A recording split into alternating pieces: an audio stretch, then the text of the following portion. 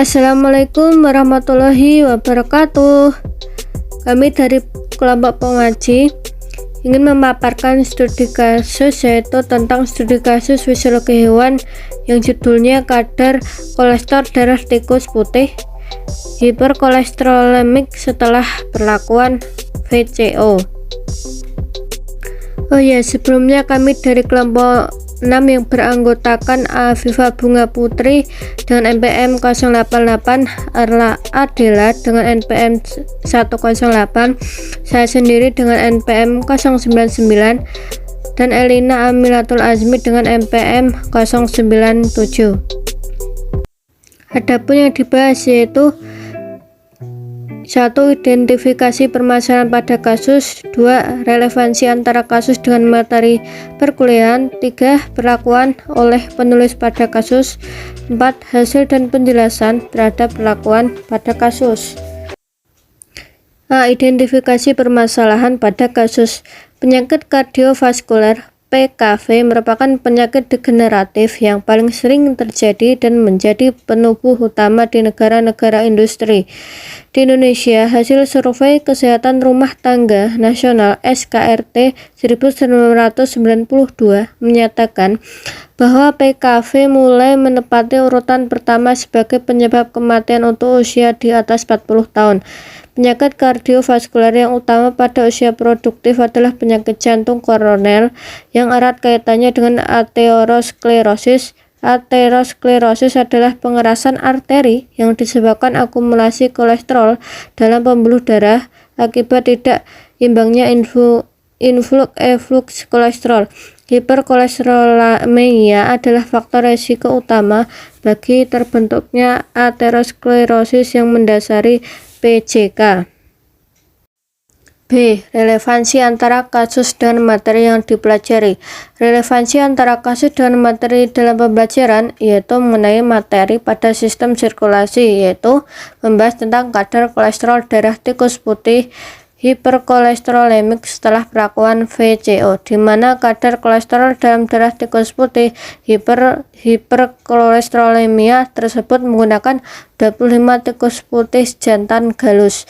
Wistari yang dikelompokkan menjadi 5 kelompok perlakuan, yaitu kontrol simvastatin kolesterol VCO1 dan VCO2. Tikus digunakan karena mempunyai kemiripan dengan manusia dalam hal fisiologi, anatomi, nutrisi, patologi, metabolisme, dan enzim digunakan dalam penelitian mengenai dasar kolesterol. Tikus jantan digunakan karena sedikit terpengaruh oleh perubahan hormonal. Menurut Ganong, estrogen terpengaruh terhadap kolesterol darah. Pada tikus jantan, lipid darah tidak dipengaruhi karena hewan tersebut mempunyai sedikit estrogen. Parameter yang diambil dalam penelitian ini adalah kadar kolesterol total darah, kolesterol LDL, dan kolesterol HDL. C. Perlakuan treatment oleh peneliti pada kasus, yaitu 1. Hewan percobaan diadaptasi terlebih dahulu selama 7 hari untuk membiasakan terhadap lingkungan yang diberikan.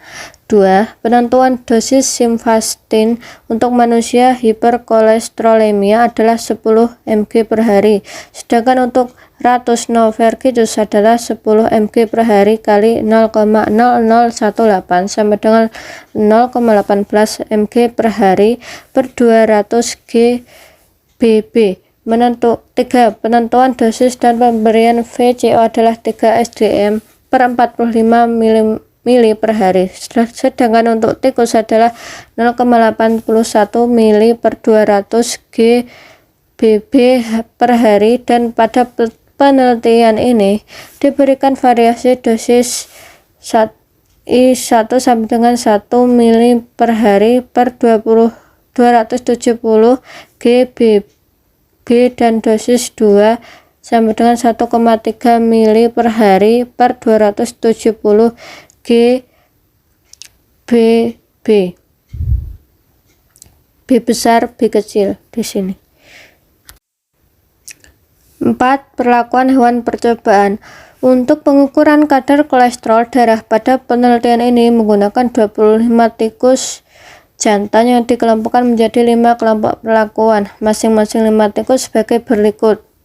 sama dengan F. 1. Kelompok 1 perlakuan Aquades dan pelet selama 28 hari, kontrol F. 2. Kelompok 2 perlakuan pelet dan minyak babi 9:1 selama 14 hari, dilanjutkan simvastatin sampai hari ke-28 F.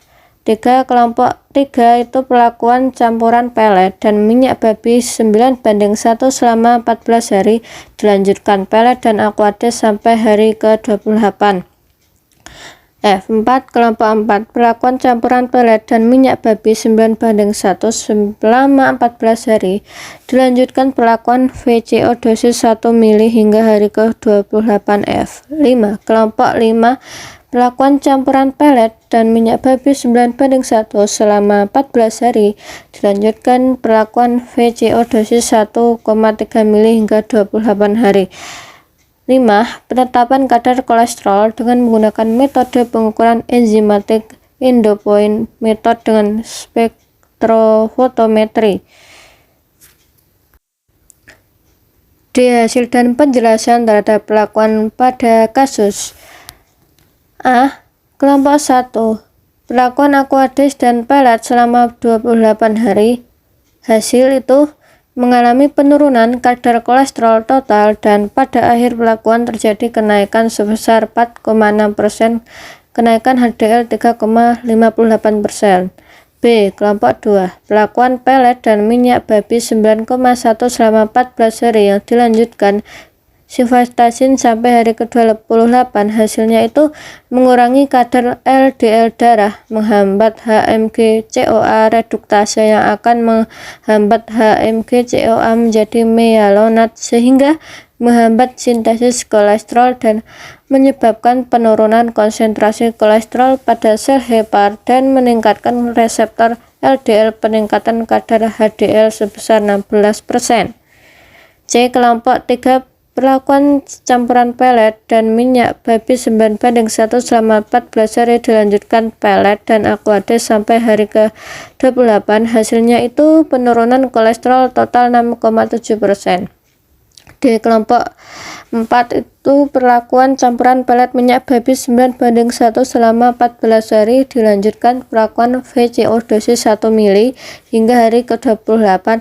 Itu hasilnya kadar kolesterol darah turun, LDL menurun, dan kadar HDL meningkat. E. Kelompok 5 itu perlakuan campuran pelet dan minyak babi 9:1 selama 14 hari, dilanjutkan perlakuan VCO dosis 1,3 mili hingga 28 hari.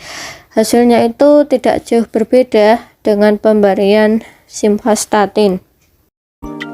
Sekian dari kelompok kami. Apabila ada kurangnya mohon maaf.